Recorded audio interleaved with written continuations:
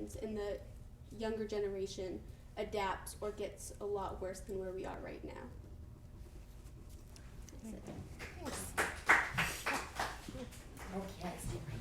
All right, so, well, since you were personally addressed, I will go to you first, Ella's mom.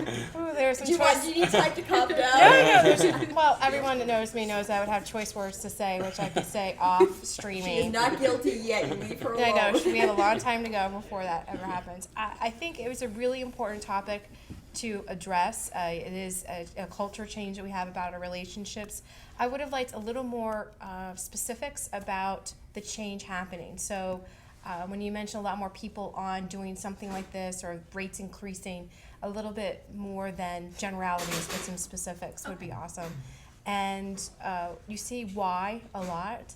I'd like to hear your answer to the why, or give us a chance to answer the why, something like that. But good job, thank you, and embarrassing me as well. Yeah, I was going to say, to answer your question, she would say, Auntie Sue, she's yours now. I pretty much think that's what would happen. No, there's no. Tony. I would just echo all of that and add there are, as a linguist, I can't help noticing you have some issues with syntax and grammar. And your delivery is a little wooden. No, don't I. Syntax, never mind. Go. So I like the topic.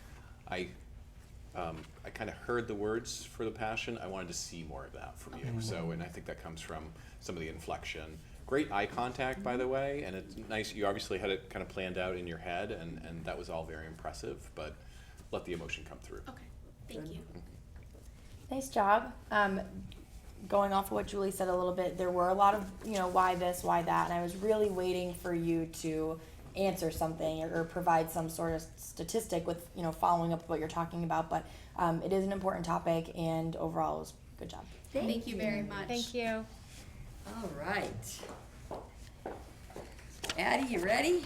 All right. Addie Eileen Page is a junior from Yarmouthport, Massachusetts. She is an actuary major and a finance minor, and she will be talking to you today about what it means to be a black belt. Ooh, nice. Come on. Anytime you're ready, watch the film. Have you ever beat anyone up? Can you break a board with your head? You're so poised and feminine. These are a few of the remarks I hear when I say, I am a black belt. Many people know what martial arts is, but they do not really know what it is about. When most think martial arts, they think fighting, breaking, or these big muscular men. These all have something in common. They're all about the physical side of martial arts, when really it is so much more. It is all about respect, discipline, teamwork, dignity, and kindness. These tenets were instilled in me when I was a kid by my instructor, and they are how I live my life today as an adult. Black belt is more than just being a high rank. It is a way of thought and behavior. It is not about showing off to other people, and it is nothing to brag about. The first lesson I was taught was respect. I was taught to have respect for my elders, higher ranks, instructors, even my lower ranks. We are all learning and improving ourselves together, so I treat everyone with equal respect. The second lesson I was taught was discipline. I did not earn my black belt by being the strongest or the fastest. I earned it by putting in time, patience, practice, and listening to critiques. Martial arts is fun to learn, but it is also very structured and involves a lot of repetition. It is a team effort. Martial arts involves a lot of teamwork. Oftentimes, I'm working with other students, whether it be sparring, self-defense drills, even teaching. Those are not my times to show off. It is time to instruct, to improve the student, and myself. I treat everyone with equal dignity. Dignity in martial arts is not about beating people up. It is not used for anger. As a martial artist, I have to treat everyone with equal respect, dignity, and most importantly, kindness. Martial arts is all about the golden rule, treating others the way you want to be treated. All of these tenets I have listed, respect, discipline, teamwork, dignity, they're all rooted in kindness. I'm not standing here today saying that I am the greatest fighter ever or the scariest person you will ever meet. I will admit, I have made mistakes, I lost tournaments, I lost sparring matches, and I have lots to learn. I am a martial artist. I am a black belt. Thank you. Okay, I think I'll start with Ray. So I really liked the your natural style and tone, which I think felt matched very well with your topic, you know, in terms of what you're talking about. So I thought those were great connections. With that, I would say I would ask for maybe even a little bit more of that vocal inflection and kind of really carrying out to highlight different pieces. But other than that, it was quite good. Thank you. Thank you. I agree. It was very good, and I really appreciated talking about all what martial arts is. I did have a question though listening about when you said what martial arts is not, and then said what martial arts is. I was wondering, where did the dichotomy come from, misperception, and is it because of the skills that you learn with, I don't know, punching and things of that nature? I was just, it would have been interesting to expand on that a little bit. And what made me think was also then some more examples that you could pull through. Not martial arts is kindness. What do you mean by that? That would be excellent. But thanks for sharing. I learned a lot, actually. Thank you. Thank you. Tony? I think you had a lot to say. It's always nice to be informed about misconceptions, and so I really enjoyed that. I would say pause more. Again, and I keep saying this, don't launch into your next idea until we've fully digested what you've just said, because it just betrays that you're working with a script. Yeah, I agree. I love learning about new things. I didn't know a lot about martial arts, so thank you for that. Just maybe a little bit more eye contact. I kind of felt like you were looking above me a little bit. But other than that, I love the fluidity of it, and it was great. Thank you. Thank you. Very much. All right. Okay, our next speaker is Shayna Ostrov. She's a junior from Simsbury, Connecticut. She's a global supply chain management major with a concentration in applied analytics. Her topic today is motivational, and it's entitled "Owning Your Flaws is Your Greatest Strength." So come on up, Shayna. Good afternoon. The defining defect. They told me I'm doing it wrong. They always tell me I'm doing it wrong. A frustrated and disheartened fourth grade boy sat with his head resting in his hands. To give a brief background, this boy was well behaved, friendly, and cared about his academics. He was one of the top scoring math students in his class. However, his brain could not seem to streamline itself into producing a well-written piece of writing. While he was never praised on his math skills, the teacher did make time to bring to light his inability to put together verbs, adjectives, and nouns into a sentence that was meaningful. Her frustration with his defect in writing prompted her to recruit me, a high school student, to aid in fostering improved writing skills for this discouraged and intimidated boy. I reread her request and stared at my computer in astonishment. Defect? She's referring to his lack of writing dexterity as a defect? When you hear that word, what do you think of? A dent in the boy's toy car? A couple pages missing from a library book? What do these examples have in common? They're all inanimate objects. Today, children grow into adults, all the while being made well aware of what their weaknesses are and why they're unappealing. A weakness is considered a defective quality in regards to a person's character. So let's rewind. The young boy is being groomed to think that his simple weakness in writing is a defect or something compared to a discrepancy in an inanimate object. It's no surprise he feels defeated. People today have a skewed perception of what a weakness is. It's perceived to be something unacceptable in an individual's makeup. How can we alter this perception? First, we need to, as a human race, forego the word defect in reference to human character. A defect is when something is lacking, an essential part necessary for perfection or completeness. Products have the ability to be perfect and complete, but not one human before us, amongst us, or after us will ever have the criteria of being perfect or weakness-free. Second, let's revolutionize the word weakness and how it's perceived. We need to take the energy spent focusing on our weaknesses and use it in collaboration with our strengths. Finally, we need to take our strengths and capitalize on them. Think about it. You spend hours a day in a constant endeavor to combat your weaknesses when your natural strengths are buried in the pursuit of perfection. So here we have a little boy, his strengths caught in the shuffle of his weaknesses that need to be fixed. If an object has a defect, it's no longer useful until it's fixed. The same goes for humans, right? Wrong. We need to eliminate this delusional idea that humans need to be fixed of their weaknesses. Instead, focus on capitalizing on your strengths. You own them. A Gallup poll revealed that if an individual utilizes their strengths 10 plus hours a day, they tend to be less sad, treated with more respect, and have a lighter emotional burden than someone who exploits their strengths less than 3 hours a day. So I sat at my computer, still taken aback, wondering why this little boy's weakness defined him. Thank you. Thank you.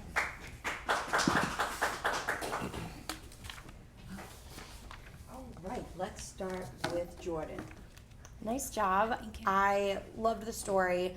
The examples and the poll at the end, just it pulled everything together. You weren't just saying, we need to do this, we need to do this. You were saying why and how, and I think it was wonderful. Only the pauses were great too, just maybe slow down in between in each section, because I was kind of trying to catch up a little bit. You slowed down at the end though, but it was really, really good. Thank you. Julie. I agree with what Jordan was saying. I found out what Tony has mentioned before, a little bit of the public speaking, sing-songy type of, which we all do, and I think practice will help with that. I was actually curious to see what you did with the boy.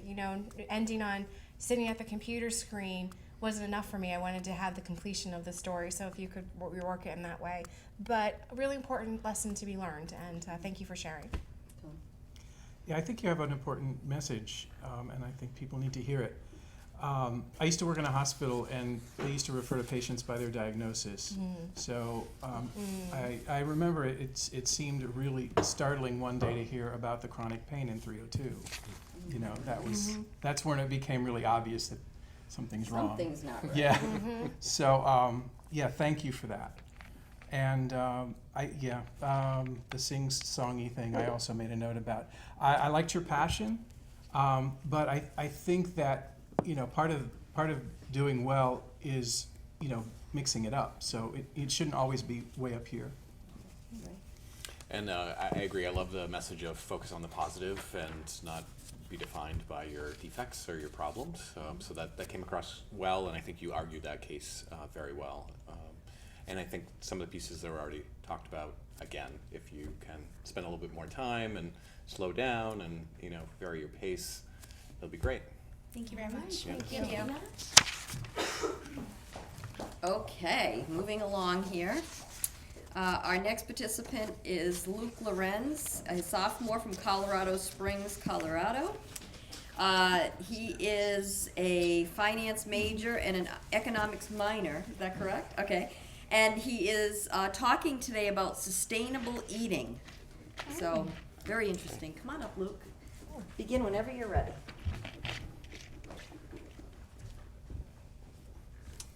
So if you watched the Oscars last month, then this speech might echo that of Leonardo DiCaprio's when he won his first Oscar.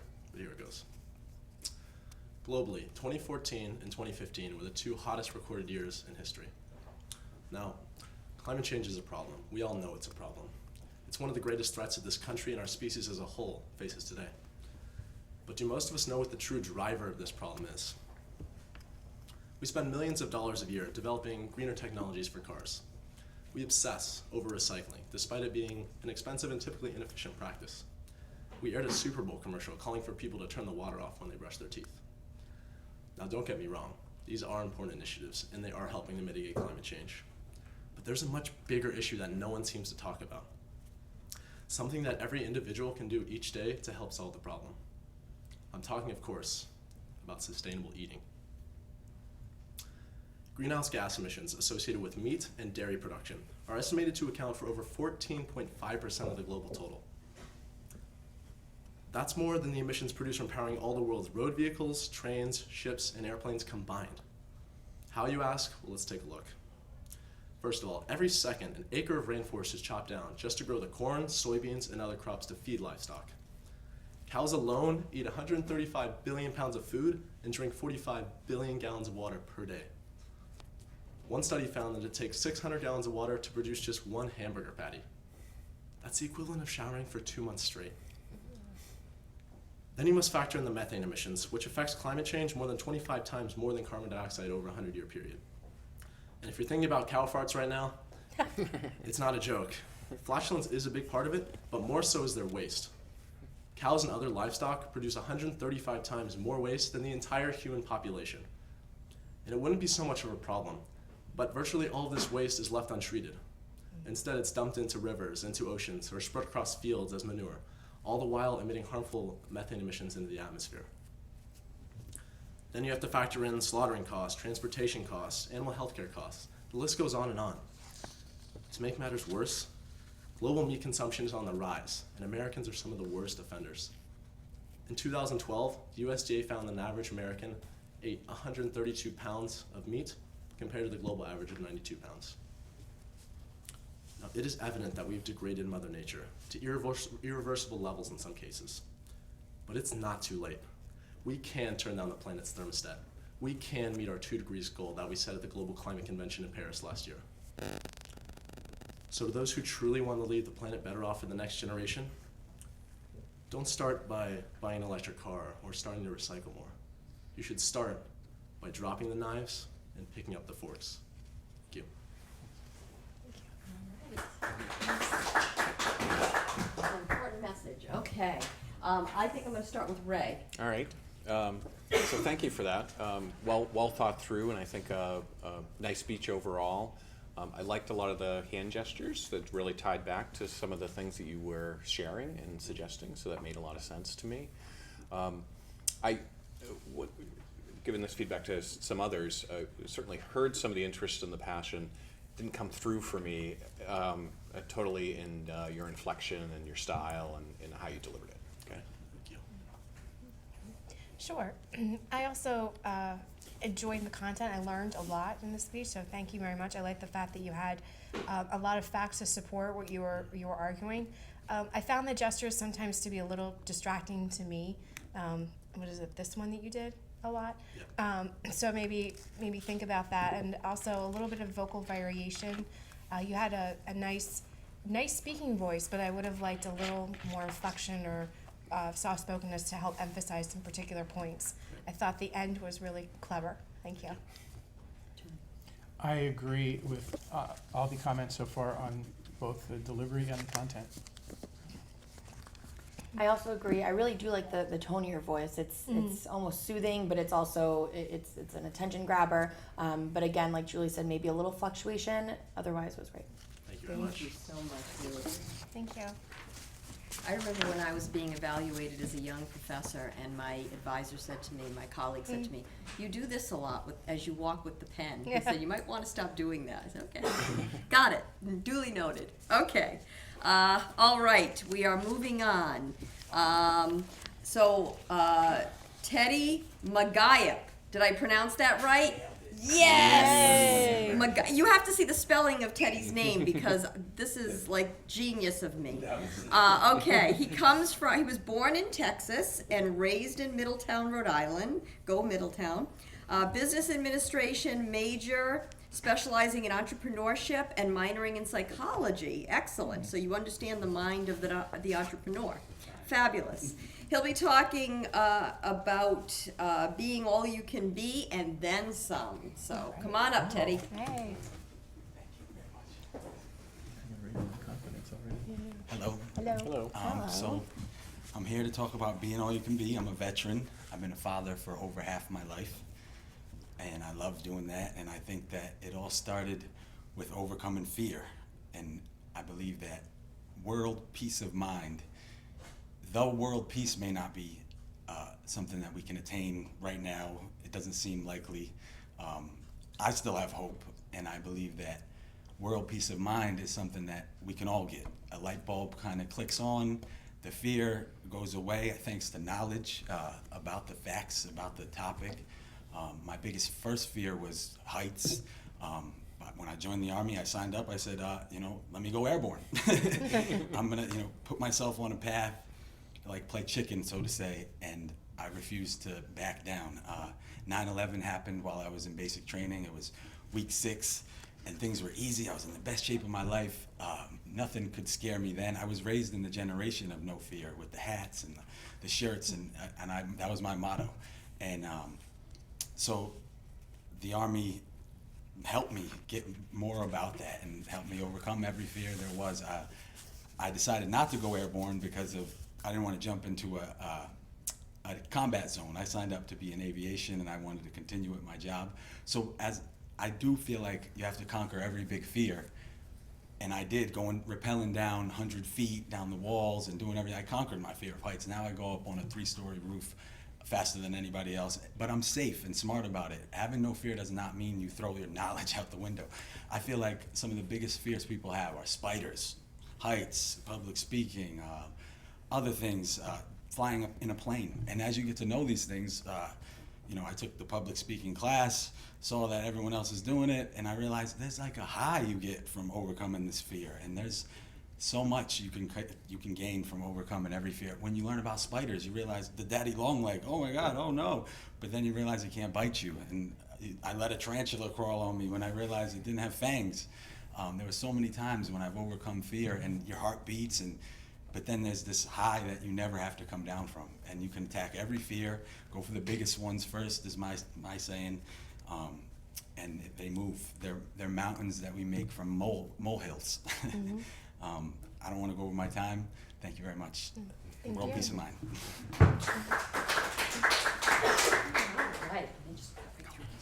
All right, so we will start with Tony. All right. I really related to your message. I've always found that I grew the most when I was thrust into situations that I wasn't ready for. So be all you can be, and then some. Great. I thought your delivery was pretty natural most of the time. I didn't detect too much nervousness, but it seemed like you might have been a little bit. And I think your message is important about fear. It's when you're worried, when you're fearful, you're already suffering from something that may or may not happen. Right. So I liked it too, and in terms of kind of talking about really sort of pushing yourself and facing your fears, I think that came through very, very well, and I loved your examples and really helping us understand who you are and why that's top of mind for you. It felt very casual, and that was good on some levels. I feel like it could have benefited from maybe a little bit more structure, but I enjoyed it. Thank you. I would like to echo on that too. I really like that term, world peace of mind, and I wanted to hear that more throughout the speech. You focused on fear, which is important to overcome, but I wanted to tie in more about that world peace of mind, because I don't know if that's your phrasing or not, but I like that. I'm going to take that on you. Emojis, that kind of token. Yeah, I see. Okay. And I think it's something that we can all right. all Well, have. I'm going to own that too then. But thank you very much. Well done. Thank you. Great message. I was getting a little anxiety with the spider talk. I don't, just picturing it, that is not a fear I will get a high from overcoming. But, yeah, no, I thought the message, oh God, I thought that was like shaking a little bit. I thought the message was great. I liked the fact that it was casual and made me feel like we were having more of a conversation as opposed to you trying to deliver, be the best. It was kind of more just like, yeah, this is what I believe in. And I really like that. So nice job. As soon as he started talking about the tarantula, thank you so much. Thank you. Oh my God. That's not even funny. Okay. All right. Before we continue, I just want to one more time thank Hanover Insurance Group for their sponsorship and partnership. You guys are wonderful, and this event is what it is because of you.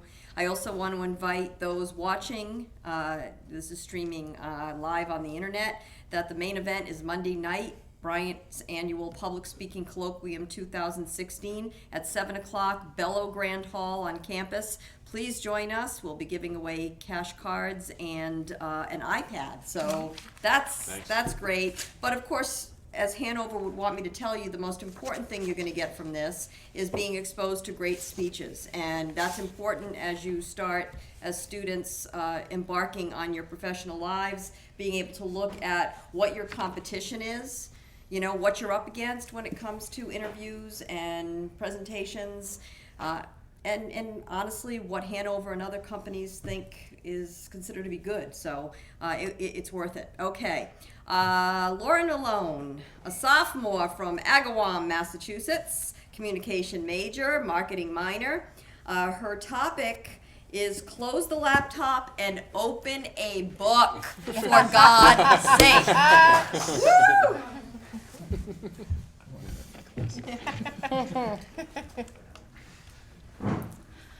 I hope she'll be a fool. That's the best thing a girl can be in this world, a beautiful little fool. Many might know this line from the blockbuster film The Great Gatsby, but others, like myself, first heard the line reading the classic F. Scott Fitzgerald novel on which the movie was based. I first read the book my sophomore year of high school and was immediately in love with the world that Fitzgerald painted with his words. But other students in my class seemed to not be as thrilled with the reading assignment. They thought it was pointless and boring, yet they all immediately rushed to the theaters when it came out. Why is this? Why, in today's society, do we flock to the theaters to see a big star like Leonardo DiCaprio in a film based on a book we refuse to read? It seems we're becoming these little fools that Daisy Buchanan envisioned for the world. My generation is being more influenced by what we watch and thinking less and less for ourselves. This is something that I personally would like to see change, and I think can be changed by increasing our reading levels, which is why I'm here today to present 3 reasons why it's time to shut down the Netflix app, turn off the television, and crack open a book. Reason number 1, reading promotes analytical thinking.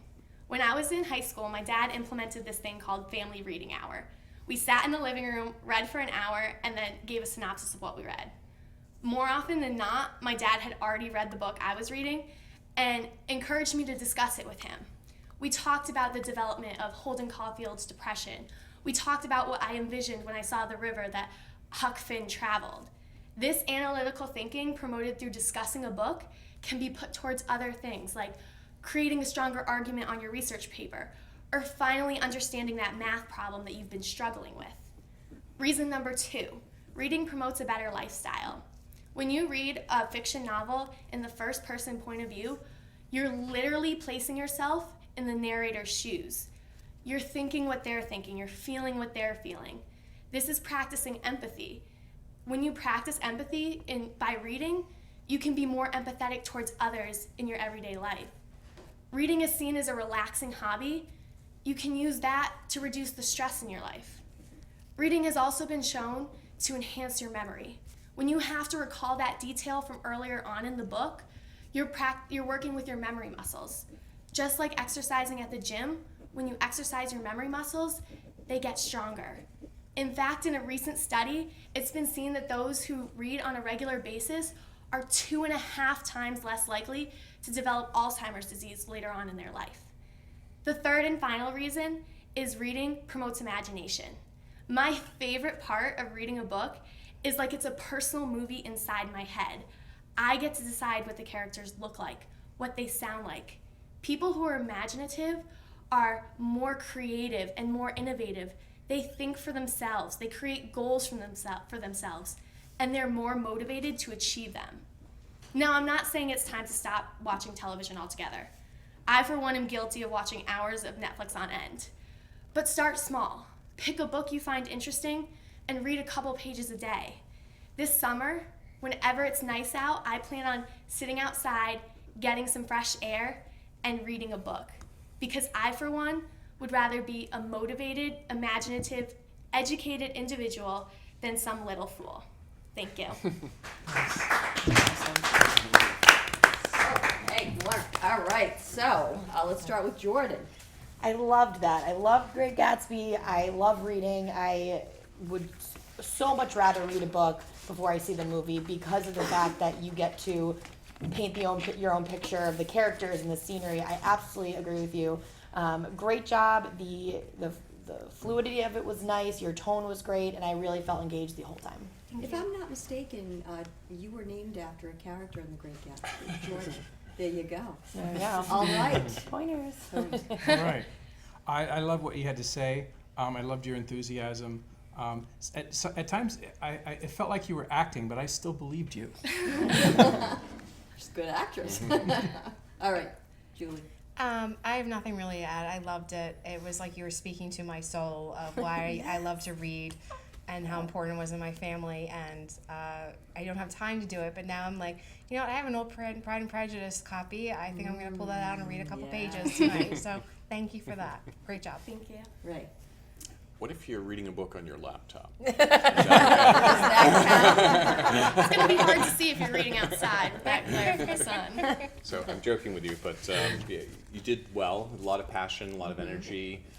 My only cautionary is you have a kind of tendency when you're really going to do a little kind of shimmy thing. yeah. There's like a little Yeah. shimmy there, and it's not huge and it's not terrible, but just be aware of that. Okay, thank Okay. you. Right? Yeah. you. Okay, thanks, Lauren.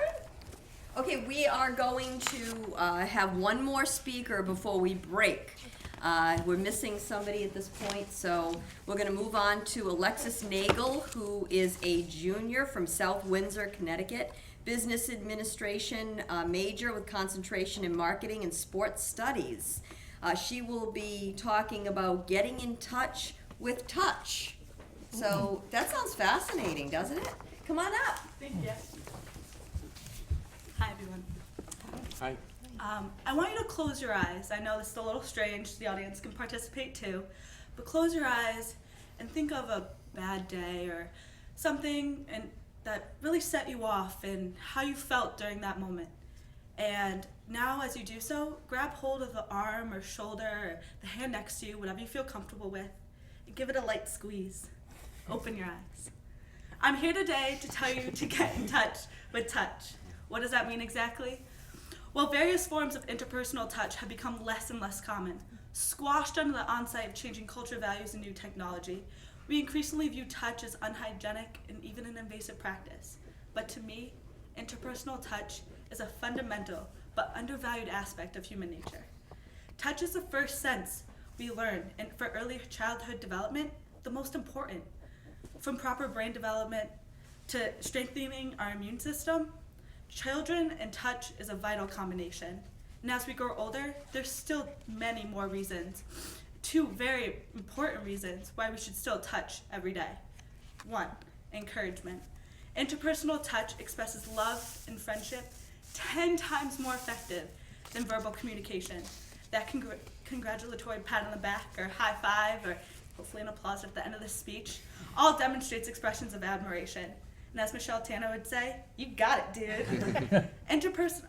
Not only that, interpersonal touch is so powerful, it helps to instill a sense of significance. And before the speech, when my friends gave me a good luck hug, I knew I could deliver it. 2, reassurance.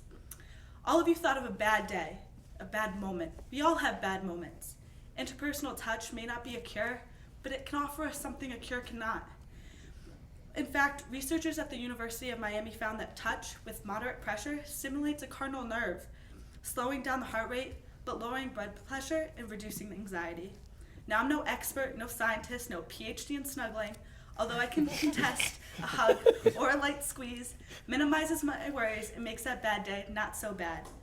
In more factual terms, hugs relax the nervous system through the effects of moisture and electricity that the skin has when receiving or giving a hug. Now, before I finish, let me just be honest here. I'm a very sentimental person. I've always enjoyed and very passionate about helping others and lending a hand, literally.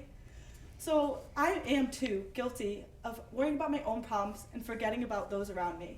So as a reminder to me and to you, when every single touch you give, you're always encouraging and reassuring. There's no reason not to get in touch with touch. Thank you. Yeah. All right, there we go. Okay, let's go to Julie. So again, this is a student of mine for my public speaking class, and I wanted Do her justice. and you did. This is not what I saw before. If you did this, Oh, good, that's good, that's good. So you did wonderfully. It was very engaging, and it seems like a topic you're very. I love snuggling. I'm sorry. But it almost seems like you're like a psychology professor talking to us about the importance of touch or something. So I really learned a lot and validates my hugging that I do, that I like to do. I'll be quiet. Ray.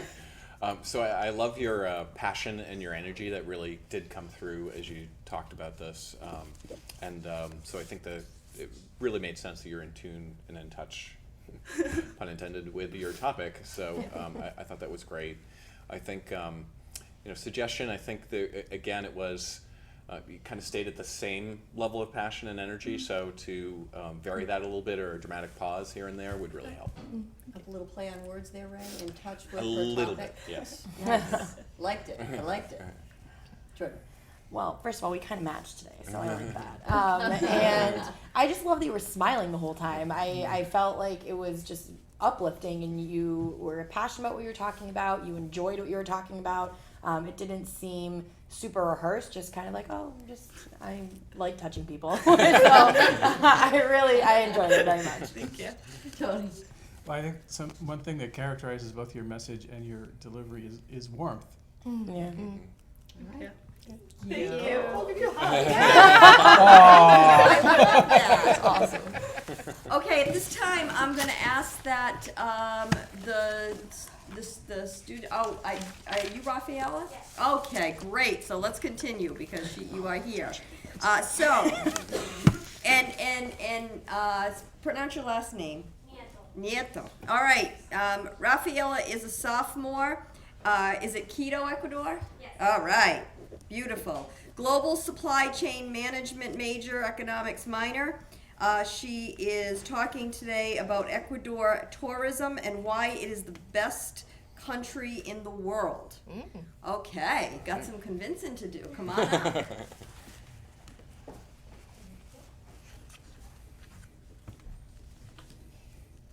Okay. Hi.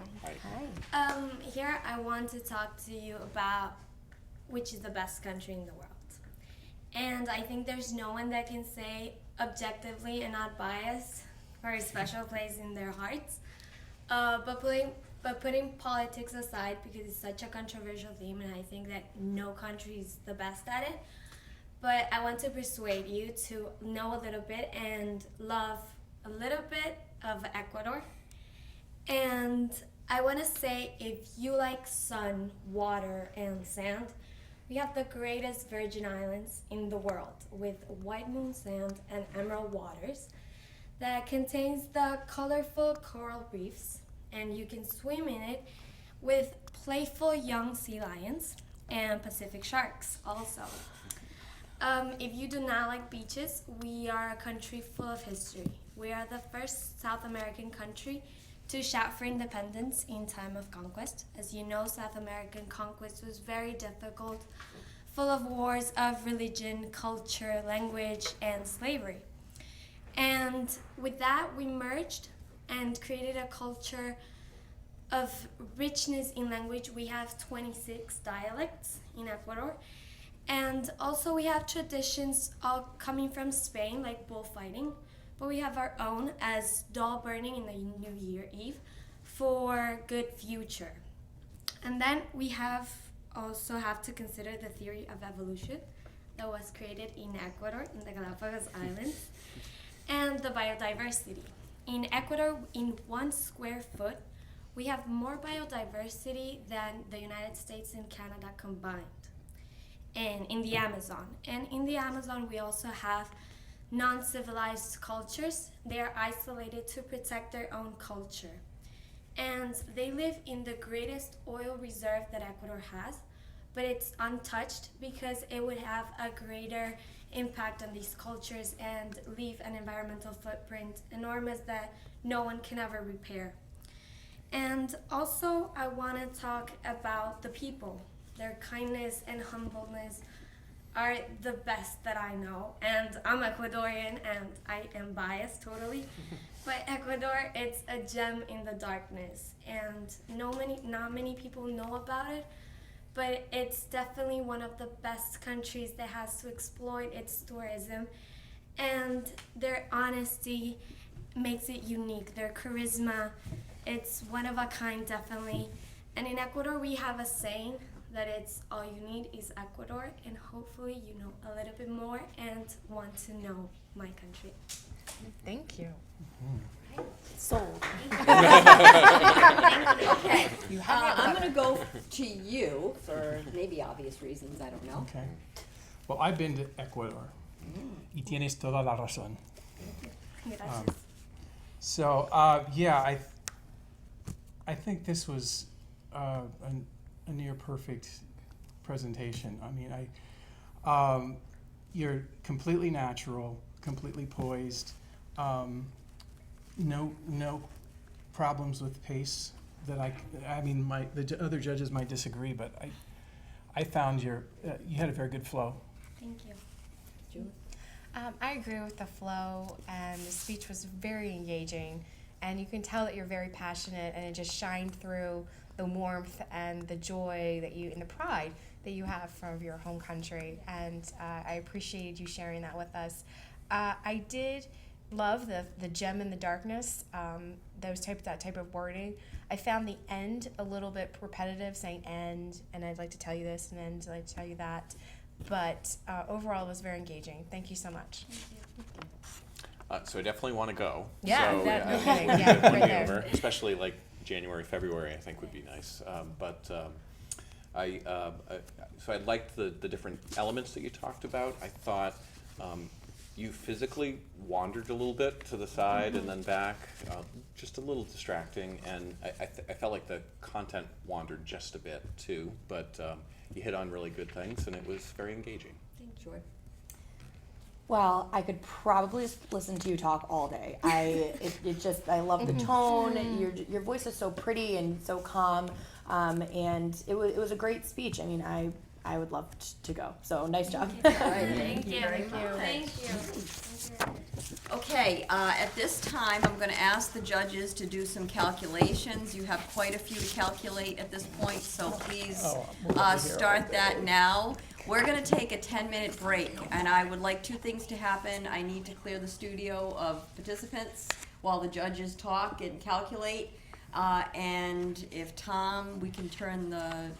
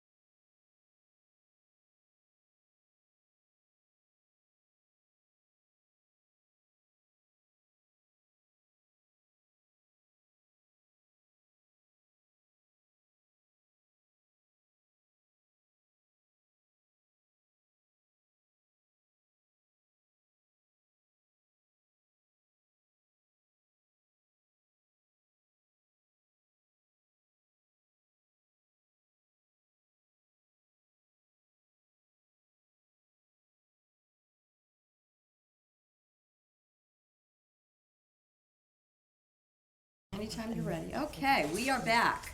And our next participant is Quinn Massaroni from Albany, New York. She is a politics and law major, business administration and Spanish minor. Her topic today deals with Syrian refugee crisis, and it's called The Syrian Refugee Crisis in 3 Minutes. Come on up. Oh, you changed, that's okay. Just tell them what your topic is. Slight change, major change. I'm going to be talking about media and how it reinforces gender roles. Okay. Yes, I'm sorry. That's okay. Americans spend more than half of their day taking in all sorts of media, averaging 8 hours in front of the television, on the internet, or viewing print each day. The problem with the overwhelming amount of media available is that people have become less conscious consumers. They see, but they don't question. Although people are consuming news and television for hours each day, they rarely stop to think about what this media is doing and if it's affecting their attitude or their behavior. An argument can be made that this style of uninquisitive consumption plays a large role in reinforcing gender roles. Advertisements in television have been telling men and women the acceptable ways for them to behave for decades. The most prominent historical example of media's influence on female behavior in particular was the creation and deconstruction of women in the workforce during and after World War II. When the young men shipped out to fight in the war, women were called to factories by ads featuring Rosie the Riveter. They were empowered and rose to the challenge of working in factories while their husbands, brothers, and fathers were gone. After the war, however, the soldiers returned and this female workforce was no longer needed. Ads and television shows in the 50s were overpoweringly depicted women as doting mothers and meticulous homemakers. You've seen the Hoover ads of the smiling woman with the vacuum, fully dressed and in heels, correct? Idyllic life for a woman, isn't it? Ladies followed this media guide and attempted to live their lives just like Lucy Ricardo and June Cleaver from I Love Lucy and Leave It to Beaver. Today's popular Netflix show Mad Men echoes the subordinate role of women in the workplace as well, and in many ways reinforces this outdated concept for a new generation. Men have been equally as impacted by media portrayals. There's been a resurgence of superhero shows and movies that depict a heroic male lead with the job of defending mankind. Athletes, musicians featured in ads and commercials are presented as exemplary citizens and the perfect embodiment of the male persona. Boys grew up idolizing these heroes of sport, music, and fiction, and have mirrored their behaviors and emotional capacities. They must be firm, confident, and powerful. Movies, television shows, and newscasts often feature a strong male lead with a submissive female counterpart. Anything other than this system would seem unnatural, wouldn't it? Tomorrow, when you spend 8 hours taking in media, try to lend a more critical eye to the information you've just consumed. Thank you. All right. All right, let's go to Julie. Sure. Thank you so much. It's a really important topic. Susan and I just hosted a panel at the Women's Summit talking about empowering young women, and media's influence was certainly a main point of that panel discussion. So wonderful topic, and I liked how you brought in men as well and the superheroes and had that nice gender balance. I think more practice will help you with the delivery. There was a little bit of awkwardness reading, and maintaining eye contact will really help feel engaged and to feel that passion that you have for the topic really shine through. But thank you for talking. Thank you. Tony. Yeah, I agree. Thank you for including men. We don't get nearly enough attention. Kidding. I was gonna say, Moving yeah, you Caucasian men have it tough. That's it. Done. Okay, right. So thank you. Again, engaging topic. Actually, my wife did her master's thesis on the women on the home front during World War II. So Rosie the Riveter is very familiar to me, and So it's a great topic, and I think you handled it well. Because you didn't have as much eye contact as probably I would have liked, it felt just a little scholarly, and I think, again, you probably should let some of your passion bleed through. Yeah. I agree with what the rest of the judges have said. It was a little bit choppy in places, but it's a great topic, and I think even like with Ray said, with a little bit more eye contact, I feel like there would have even been more of a connection there, but it was a good job. All right, Thank you. Okay. All right, so we have one more speaker, and then we are done. And the judges are going to sit and have a meeting and calculate scores and talk about stuff. And we will know by later this evening who our top 6 finalists will be for Monday night's event. All right, our final participant is Allegra Maloney. She's a freshman from Hampton Bays, New York. She is speaking tonight in defense of Donald Trump. Good afternoon, everyone. I'm going to be talking to you all about someone who wants to build a great big wall along the Mexican-American border. I believe all of you know who that is. Not only does this man wish to construct a wall, but he also has a mission to make America great again. I understand not everyone in the panel may be a fan of this fellow. However, I believe I can clear the air on some dicey things he may have said, and perhaps make his image more pleasant. I will be working in the defense of Donald Trump. The primary issue many have with him is his comments on ethnic groups and women. First and foremost, Donald Trump is not a racist. I agree, he should have not used harsh terminology while discussing crimes and illegal immigration. However, that does not define his character as a racist. As surprising as this may sound, he has a high level of respect for Mexicans and African Americans. In fact, many of his employees are part of these ethnic groups. A majority of them don't complain too much about Donald Trump, so he must be doing something right. He must be doing pretty much everything right with them. He has said in multiple TV interviews that he commends their work ethic and their personalities. He says they are great people. The reason Trump used the word rapist was because a majority of illegal immigrants from Mexico have an irreputable track record of violence and then bring that behavior into the States. Such horrific violence includes rape and murder. Who wants that in the United States? That will only jeopardize and tarnish one's opportunity of living the American dream.